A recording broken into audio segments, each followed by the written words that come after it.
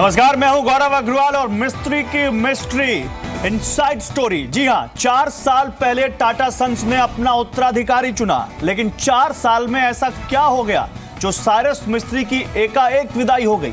सवाल यह भी है कि क्या साइरस मिस्त्री को हटाने का तरीका सही है या फिर टाटा सन्स की इसके पीछे इनसाइड स्टोरी क्या है। इसी मुद्दे पर हमारे साथ कुछ खास मेहमान जुड़ेंगे और इसी मुद्दे पर हम ये कार्यक्रम आपके लिए कराएं, जिसमें हम आपको अंदर की बात बताएंगे। मेरे साथ संदीप पारिख, कॉर्पोरेट लॉयर, मेरे साथ सुनील अलग जुड़ चुके हैं और मेरे सहयोगी अनुराग शाह भी ज्यादा जानकारी और इनसाइड स्टोरीज के साथ आपके साथ जुड़े हुए हैं। लेकिन उससे पहले कि हम इन सबके पास जाएं, आपको ये रिपोर्ट दिखाते हैं।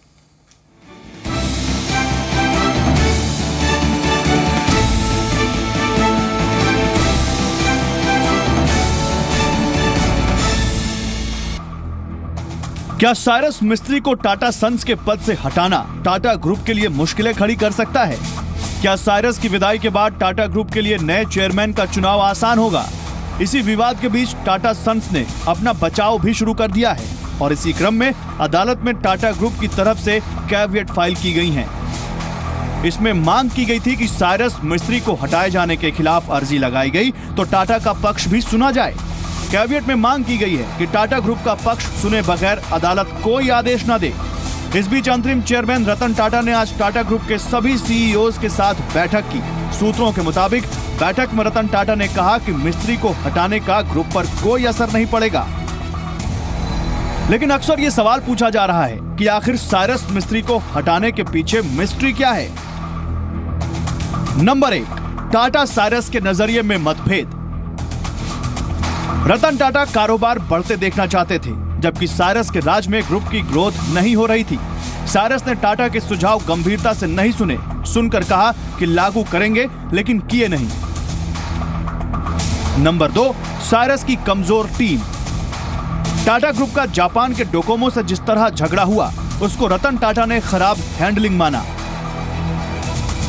नंबर 3, क्या खराब परफॉर्मेंस बनी वजह? मिस्त्री के टेन्योर में स्टॉक परफॉर्मेंस को लेकर भी स्टेक होल्डर ने सवाल उठाए। अगस्त 2016 में जब टाटा मोटर्स के शेयर होल्डर्स ने शिकायत की कि 20 पैसे प्रति शेयर का डिविडेंड बहुत मामूली है, तब मिस्त्री ने कंपनी के इस कदम को सही ठहराया था। मिस्त्री ने कहा था, पिछले साल हमने आप सभी से कैपिटल जुटाई, हम इस कैपिटल को नए प्रोडक्ट पर लगा रहे हैं। मेरा मानना है कि अभी लंबा सफर तय करना है और यह कमजोर दिल वालों के लिए नहीं है। नंबर 4, कंपनी का बड़ा स्ट्रक्चर होना। टाटा ग्रुप के साथ एक बड़ी समस्या उनका विशाल स्ट्रक्चर है। कंपनियों की क्रॉस ओनरशिप के चलते ग्रुप के लिए अपनी पहचान डाइवर्सिफाइड समूह के रूप में बनाने में काफी मुश्किल है। नंबर 5, लॉन्ग टर्म ग्रोथ पर ज्यादा फोकस करना। टाटा ग्रुप के बारे में यह माना जाता है कि वो अपने लॉन्ग टर्म विजन को लेकर इतने ज्यादा फोकस्ड हैं कि वो अपने अहम बिजनेस स्ट्रेटेजी की ठीक से जांच नहीं कर पाते हैं। नंबर 6, साइरस ने नए सिस्टम को डेवलप किया। मिस्त्री ने कंपनियों पर दबाव बनाया कि उन्हें बोर्ड की एफिशिएंसी बेहतर बनानी है, जिसमें परफॉर्मेंस ओरिएंटेड कल्चर को आगे बढ़ाना है। मीडिया रिपोर्ट्स के अनुसार मिस्त्री ने ऊपर से नीचे तक के लेवल वाले स्ट्रक्चर को तोड़ने और चुनौतियां करने की फ्रीडम के साथ एक समानांतर टर्म एंड स्ट्रक्चर तैयार किया, जिससे टाटा ग्रुप में काम करने वाले पुराने लोग उनके खिलाफ हो गए। नंबर 7, अपना विजन नहीं रख पाए साइरस। 2025 तक मिस्त्री मार्केट कैप के हिसाब से टाटा ग्रुप को दुनिया की टॉप 25 कंपनियों में लाना चाहते थे। इसके साथ ही ग्रुप की पहुंच वो 25% ग्लोबल पॉपुलेशन तक बनाना चाहते थे, लेकिन इसके लिए कोई रोड मैप पेश नहीं कर पाए। Number 8, slow learner. साइरस मिस्त्री को स्लो लर्नर भी कहा जाता है। मिस्त्री ने 3 साल टाटा एम्पायर और उसकी जटिलताओं को समझने में ही लगा दिए। नंबर 9, फैसला लेने में देरी। इन्वेस्टमेंट्स फंड मैनेजर्स का कहना है कि मिस्त्री फैसले लेने में देरी करते थे। इससे पहले टाटा बोर्ड की बैठक में रतन टाटा ने वोट नहीं किया, क्योंकि बोर्ड को उन्हें ही अंतरिम चेयरमैन बनाना था। बाकी 8 में से 6 सदस्यों ने मिस्त्री को हटाने के पक्ष में वोट दिया। 2 मेंबर्स ने वोट नहीं दिया, यानी प्रस्ताव का विरोध किसी ने नहीं किया। लेकिन साइरस की जिस तरह से विदाई हुई, उस पर एक्सपर्ट सवाल जरूर खड़े कर रहे हैं। टाटा सन्स ने ये मुद्दा उठाया है और जिस ढंग से किया है, इन्होंने प्रॉपर लीगल ओपिनियन और बैकिंग के साथ किया है। I don't think they done anything without that. तो मेरे ख्याल से in a democracy, corporate democracy, if a board votes against you, you have to resign. तो मेरे ख्याल से इसमें लीगल मुद्दा ज्यादा नहीं बनेगा मेरे हिसाब से। बड़ा सवाल अब यह है कि टाटा ग्रुप के सामने अब विकल्प क्या है और कौन मिस्त्री का सक्सेसर हो सकता है। ऐसी स्थिति के अंदर में मैं समझता हूं कि रतन टाटा जी की भी अपनी बड़ी हाई रेपुटेशन है और पूरे अर्थ जगत का जो है उनके ऊपर विश्वास है। जो अब थोड़ा सा वैक्यूम या थोड़ा सा जो है वो इनस्टेबिलिटी आई है बम्बे हाउस के अंदर में, थोड़ा सा वो वैक्यूम, उसको मैं समझता हूं कि उनके नेतृत्व में, रतन टाटा जी के नेतृत्व में जितना जल्दी होगा उसको निपटा लिया जाएगा। सवाल कई हैं। टाटा ग्रुप के लिए क्या साइरस मिस्त्री एक असफल प्रयोग थे? ब्यूरो रिपोर्ट, जी मीडिया। तो इन्हीं सवालों का जवाब ढूंढने की कोशिश करेंगे, लेकिन उससे पहले आपको आज का अपडेट बता दें। टाटा ग्रुप के चेयरमैन पद से हटाए गए साइरस मिस्त्री ने रतन टाटा, टाटा ग्रुप और टाटा ट्रस्ट के खिलाफ नेशनल कंपनी लॉ ट्रिब्यूनल यानी एनसीएलटी में कैवियट दाखिल कर दी है। साथ ही साइरस मिस्त्री ने सर दोराबजी ट्रस्ट के खिलाफ भी कैवियट दाखिल की है। यह कैवियट साइरस मिस्त्री इन्वेस्टमेंट लिमिटेड के नाम से फाइल की गई है। हालांकि साइरस मिस्त्री के दफ्तर की तरफ से इनकार किया गया है किसी भी कैवियट के दाखिल किए जाने से। इससे पहले टाटा सन्स ने सुप्रीम कोर्ट और बॉम्बे हाई कोर्ट में कैवियट दाखिल कर मांग की है कि इस मामले में कोई फैसला देने से पहले उनका पक्ष सुना जाए। अब साइरस मिस्त्री के कैवियट दाखिल करने से यह मामला पेचीदा हो गया है। साइरस मिस्त्री को डर है कि टाटा ग्रुप उनके खिलाफ एनसीएलटी में शिकायत कर सकते हैं। मेरे साथ इस पर बात करने के लिए, जैसा कि मैंने आपको बताया, कुछ खास मेहमान है, लेकिन जल्दी से आइए आपको बताते हैं कि टाटा ग्रुप में किस कंपनी की या किस स्टेक होल्डर की कितनी हिस्सेदारी है और कौन हो सकता है अगला चेयरमैन, ये बताने की कोशिश करते हैं। तो टाटा सन्स में शपूरजी पलोनजी ग्रुप सबसे बड़ा हिस्सेदार है, 18% से ज्यादा स्टेक इनके पास है इंडिविजुअल देखें। और टाटा ग्रुप ट्रस्ट की करीब 69% हिस्सेदारी है। ग्रुप कंपनीज की बात करें तो 9.72% की हिस्सेदारी यहां पर ग्रुप कंपनीज की है और अदर्स की करीब 3% के आसपास है। तो अगर आप हिस्सेदारी देखें तो टाटा सन्स की सबसे ज्यादा यहां, टाटा सन्स में टाटा ग्रुप ट्रस्ट की सबसे ज्यादा हिस्सेदारी यहां पर दिखती है। संदीप पारेख कॉर्पोरेट लॉयर मेरे साथ हैं, हम ये भी बताएंगे कि कौन हो सकता है अगला चेयरमैन, कौन इस रेस में। लेकिन पहले संदीप पारेख मैं आपके पास आऊंगा। संदीप पारेख, ये लड़ाई क्या आपको लगता है कोर्ट में जाती हुई दिख रही है? जिस तरह से कैवियट सुबह टाटा सन्स की तरफ से और शाम होते होते खबर आई कि साइरस मिस्त्री की तरफ से भी कैवियट दाखिल की गई, हालांकि उनका दफ्तर इससे इनकार कर रहा है। देखिए, इसमें काफ़ी प्लानिंग की गई है रतन टाटा और जो पुराना ओल्ड गार्ड है टाटा का, तो मुझे लगता है कई महीनों से प्लानिंग कर रहे हैं ऑस्टर की।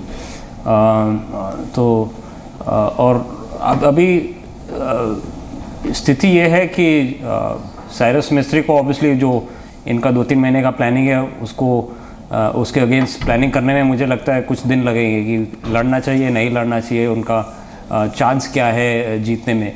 क्योंकि अभी इसमें एक शॉर्ट टर्म मुद्दा है और दूसरा लॉन्गर टर्म मुद्दा है। शॉर्ट टर्म ये है कि जो उनको चेयरमैन से हटाया गया वो जायज़ है या नहीं, और अगर नहीं भी है तो भी दूसरा बोर्ड मीटिंग वो लोग होल्ड करके उनको निकाल सकते हैं चेयरमैन के पद से, और लॉन्गर टर्म में शायद डायरेक्टर के पद से भी।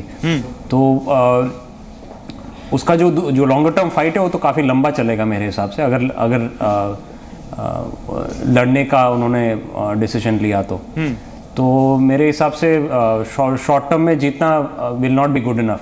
लॉन्ग टर्म में अगर फाइट करना है, वो कॉर्पोरेट लॉयर हैं और इस तरह के कॉर्पोरेट डिस्प्यूट्स आप देखते रहते होंगे, लेकिन टाटा सन्स जैसा या टाटा ग्रुप जैसा एक रेपुटेड ग्रुप जिसकी देश में नहीं दुनिया में अपनी रेपुटेशन है, उसके चेयरमैन को अगर इस तरह से सैक किया जाए तो अपने आप में बड़े सवाल खड़े करता है। आपको लगता है कि इसका तरीका कुछ और हो सकता था बजाय इस तरह के हायर एंड फायर वाले तरीके के अलावा? बिल्कुल मैं समझता हूँ कि इसका काफ़ी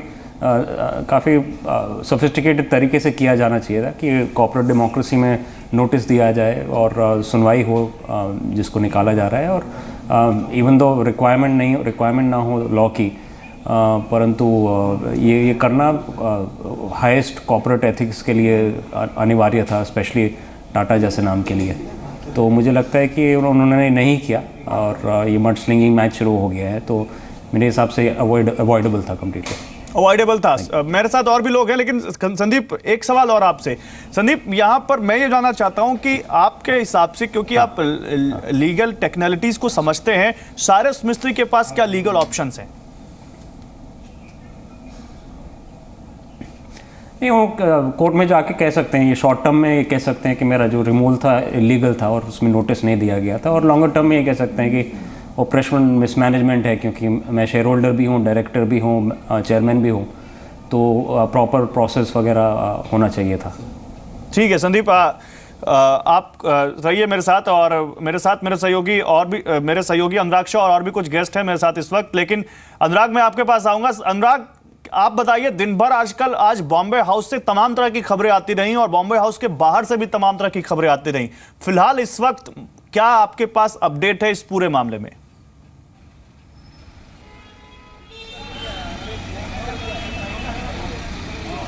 जी बिल्कुल, जैसा कि हम सुबह 8:30 बजे से ही बॉम्बे हाउस के बाहर मौजूद है और यहाँ पर सुबह से ही हलचल मौजूद है। जिस तरह से करीबन 10:30 बजे रतन टाटा जो ग्रुप सीईओज़ के साथ मीटिंग के लिए आए और करीबन 2.5 घंटे वो बॉम्बे हाउस के अंदर मौजूद रहे और मीटिंग के दौरान उन्होंने ग्रुप सीईओ से जो बैठक की और मीटिंग में भी उन्होंने यही कहा मोटा कि जो है ग्रुप को किस तरह से आगे ले आया जाए और कॉन्फिडेंस जो है, इन्वेस्टर कॉन्फिडेंस है, उसको किस तरह से बनाए रखना है। और इसके अलावा ये भी कहा कि किसी को भी पैनिक होने की ज़रूरत नहीं है, जो चीज़ें हैं ग्रुप में चल रही है उसी तरह से चलेगी। और उन्होंने ये पदभार जो संभाला है वो इंटरिम तौर पे पदभार संभाला है और जो सिलेक्शन कमेटी है वो आने वाले कुछ महीनों में जो नए चेयरमैन है उसको नियुक्त कर लेगी। तो इन सब चीज़ों के बाद जब साइरस मिस्त्री गए तो उसके बाद से खबरें आ रही थी कि टाटा ग्रुप ने एक केविएट फाइल किया है साइरस मिस्त्री के खिलाफ सुप्रीम कोर्ट में, बॉम्बे हाई कोर्ट में और एनसीएलटी में।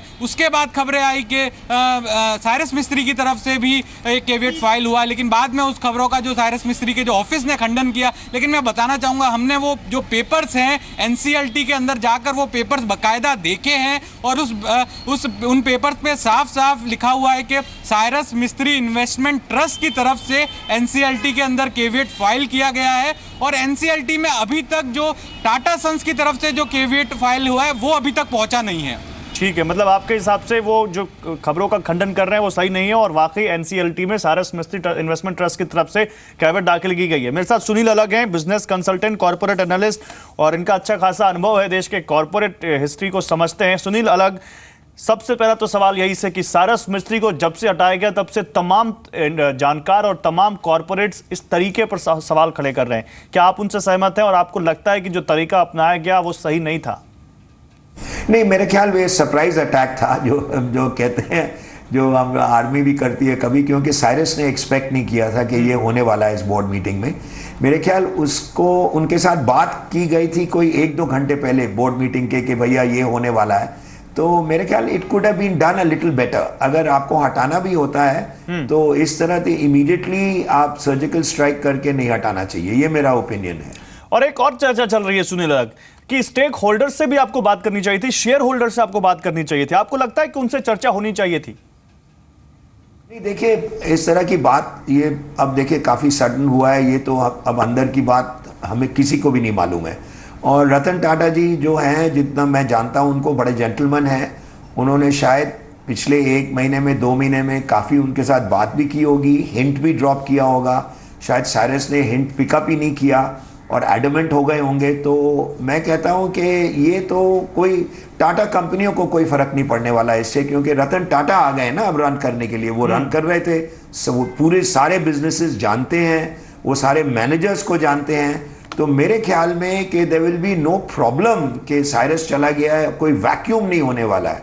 और ये 4 महीने में जब वो नया प्रोफेशनल या इंटरनल आदमी को ले लेंगे तो very good board members, Ajay Piramal बड़े रिस्पेक्टेड हैं, वेणु श्रीनिवासन रिस्पेक्टेड हैं, और ये सारे अब मिल के एक नया आदमी लेंगे और रतन टाटा जो हैं वो कंपनी को टस से मस नहीं होने देंगे।